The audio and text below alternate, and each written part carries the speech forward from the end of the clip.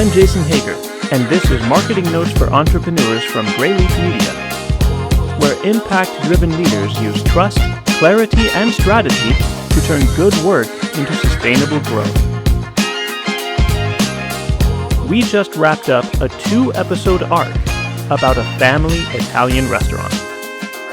We talked about how the same recipe can be carried into different rooms by completely different people and still be the same restaurant underneath. And we talked about what it takes to run one, how the kitchen and the dining room can look and feel nothing alike and still be pointed at the same outcome. Both of those episodes were really about branding. I just didn't call it that. Today, we do. And we're going to start somewhere you might not expect. Think about someone you trust completely. Not an institution, not a company, a person. Someone whose word means something to you. Someone you'd refer without hesitation. Someone whose name, when it comes up in conversation, makes you feel a certain way before you've even heard what they did. Now think about what produces that feeling. It isn't their name. Names are arbitrary. You've met other people with the same name who produced nothing like that feeling.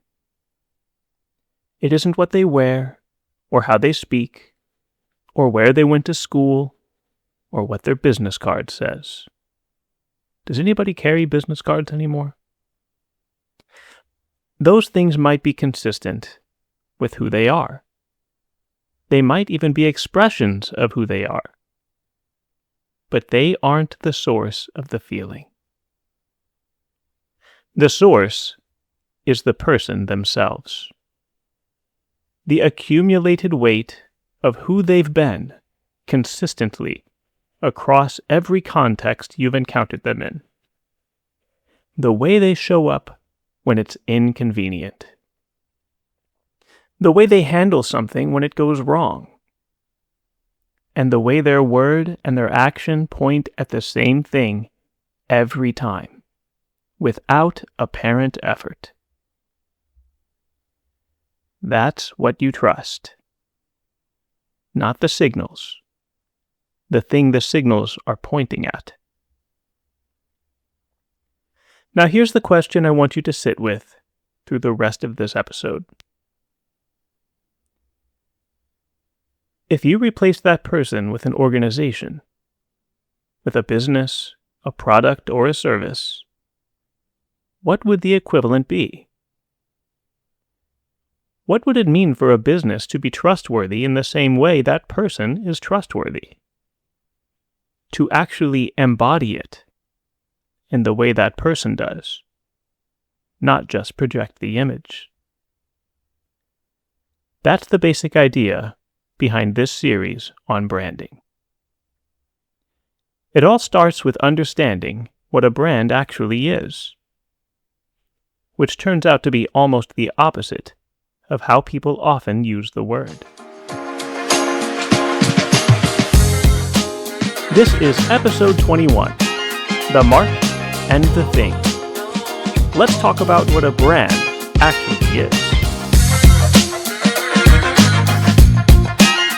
Let's start with where the word came from. The word brand is old. Older than modern marketing. Older than modern advertising. It comes from burning.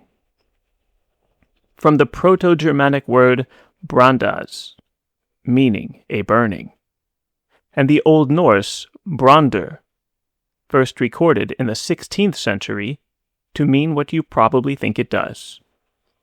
And for most of recorded human history, that's exactly what it meant. A mark burned into something to indicate ownership. Livestock, primarily. You branded your cattle so everyone knew whose they were. The brand was a practical solution to a practical problem. In a world without reliable fences, how do you know which animals belong to which owner? The mark wasn't the animal, obviously. The mark pointed at the person, family, or organization responsible for the animal. It said, "This belongs to us. We are responsible for it. If you have thoughts about this animal, we're the ones to ask." That's it. That's the whole original job of a brand. To identify. To point. To connect a thing to the people who stand behind it. At some point, manufacturers started doing the same thing to packaged goods. You put your mark on your product so the customer knew it came from you and not someone else. The mark was still just pointing. Here is our thing, and we are accountable for it. Eventually, gradually, something shifted. As markets got crowded, as products became harder to differentiate on quality alone, the mark started doing more work. It wasn't just pointing at the thing. It was trying to say something about the thing, to make a claim, to create an impression before the customer had experienced the product at all. Eventually, the mark started to become more important than the thing it was supposed to be pointing at. That's where most branding conversation lives today. In the mark. In the signals. In the perceived impression. And it's why a lot of branding advice, however well-intentioned, produces something hollow. Because the mark was never supposed to carry the meaning. It was supposed to point to the thing that does. Now, let's talk about the thing before the name. There's a moment in the 1939 movie The Wizard of Oz that we all know and remember. Dorothy has been on the yellow brick road for a while. She's met and collected her companions. She's survived the forest and the poppy field. And now, she's approaching the Emerald City. She's heard and thought about the wizard for the entire journey. Everyone in Munchkinland had told her about him. He's powerful. He's wise. He can solve the unsolvable. He's the answer to every problem she and her companions are carrying. She hasn't met him yet. She hasn't seen him. She only knows the mark. And the mark is enormous. It fills the whole horizon. It has shaped her behavior, directed her movement, given her something to orient toward through every obstacle she's faced on the road. This mark is doing extraordinary work. Eventually, toward the end of the film, they return to the wizard. They have done everything asked of them, in faith that the wizard was as powerful as his mark implied. Her dog Toto spots it. Behind the curtain is a frightened man with a megaphone. The image is so powerful that Dorothy and her companions are too afraid of the image of power to even notice. Now, in the movie, the wizard isn't a villain. He's not malicious. He's just a man who found himself in a situation he didn't design, who built something impressive around himself because the alternative was to be seen clearly. Being seen clearly felt like too much to risk. It's not easy to correct assumptions of grandeur. The gap between the mark and the thing wasn't created by intentional manipulation. It was created by fear, by the distance between who he actually was and what the situation seemed to require, and then by the accumulated momentum of a mark that had taken on a life of its own.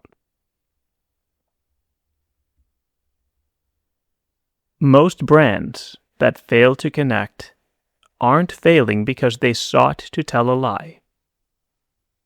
They're failing because they built the mark before they knew what was behind it, or because the mark drifted, slowly, away from the thing it was originally supposed to be pointing at, or because they inherited a mark from their industry and never stopped to ask whether it was saying anything true about them specifically. The curtain is always there. The question is, what's behind it? Every organization has a curtain. Every customer eventually looks behind it. Customers, yes, your customers, are remarkably good at sensing the gap, even if they can't articulate what they're sensing. They can't always tell you why one organization feels different from another. They just know when the mark and the thing are aligned. And they know when they're not. Eventually. Here's the personal brand problem. At some point in the last few decades, the concept of personal branding was everywhere, and it immediately attracted a certain kind of skepticism, because it arrived packaged with a particular kind of external performance. A curated LinkedIn presence, manufactured authenticity, personal brand as costume, which is the exact opposite of what I mean here. Strip away the performance, and personal branding is the most fundamentally honest version of what branding is supposed to be. Think back to the person you thought of at the beginning of this episode, the person you trust completely. They have a personal brand. They didn't have to build it intentionally. They earned it by being a consistent version of themselves across enough contexts, over enough time, that the people around them developed a reliable sense of what they stand for and what they'll do. In the example, the mark and the person are the same. There's no gap to manage. There's no curtain to maintain. The question of whether the brand is authentic doesn't arise, because the brand is just them. That's the standard. It's not a LinkedIn profile, not a headshot, not a speaking bio. It's the actual person, just being the same version of themselves consistently enough that trust accumulates without effort. Now apply that standard to your business. What would it mean for your organization to have that kind of brand strength? To not just communicate it or position it, to actually be it, under the public perception, to be so consistently, recognizably itself in how you deliver, how you handle problems, how you make people feel across every interaction, that the mark becomes almost unnecessary. People already know what you are before you say a word. That's the underlying idea in this series. In the first series of this show, I talked about trust, how it's built brick by brick, how it's damaged, and why it's so hard to rebuild once it's gone. What I was really talking about was what happens when the thing behind the mark is worth trusting. The trust wall doesn't stand on signals. It stands on what the signals are pointing at. Everything else, sensory signals, the emotional side, consistency, advertising, all of it is downstream. The mark's job is to point accurately at the thing it represents. If the thing isn't there yet, no amount of mark building will substitute for it. And if the thing is there, the mark becomes almost secondary. Because the thing will generate its own signal through the people who've experienced it, the way the family restaurant fills on Friday nights, not because of a campaign, but because somebody told them to come. So what does this mean for you? It means the first branding question isn't, what should our logo look like? Or, what's our tone of voice? The first question is, what is the thing? Who and what are we really? Not what you want people to think you are, but what you really are, at the level that can't be faked. What do people actually experience when they work with you, buy from you, or simply encounter you? What does your organization do that's true in the way a person can be true? Consistently, across contexts, without apparent effort. Because whatever that is, that's your brand. Everything else is just the mark pointing at it. And here's where this gets practical in a way that might be uncomfortable. If the mark is currently saying something that the person or organization can't fully support, if the signals you're sending are ahead of what you've actually built, you have two options. You can pull the mark back toward the thing, or you can build the thing forward toward the mark. Both are legitimate, but you have to find a way to close the gap. Because this disconnect is exactly what your customers are sensing when they feel that something is slightly off. When they can't quite put their finger on why they didn't come back. When the referral didn't materialize, even though the product was fine. Fine isn't the same as true. Customers know the difference, even when they don't have the words for it. The good news is that this is fixable. Not with a rebrand, not with a new logo or a better tagline, but with the slower, more durable work of becoming what the mark is already promising.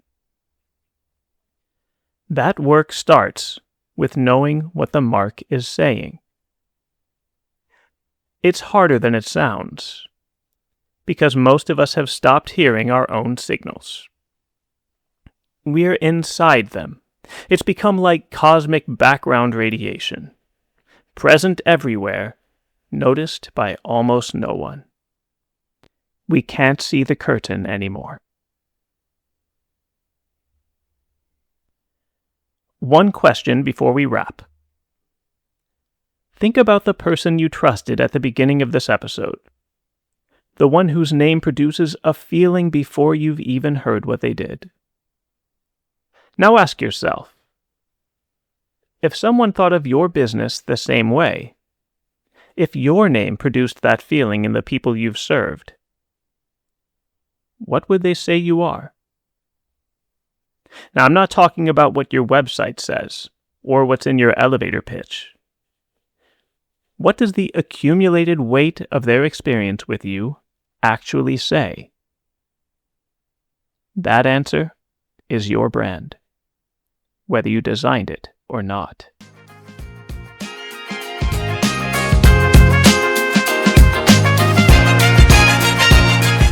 If you want an outside perspective on where your mark and your thing actually stand, I do a deep dive diagnostic into your brand and give you an honest read, along with clear next steps. grayleafmedia.com/diagnostic. If this episode resonated with you, I'd appreciate you sharing it with someone you think would find it valuable. And a review wherever you listen helps the show find the people it's made for. Next episode, we go deeper into the costume problem. How entire industries can end up wearing the same mark, why it happens, and what it looks like when a brand escapes it. Until then, figure out what your thing is. The mark follows from there.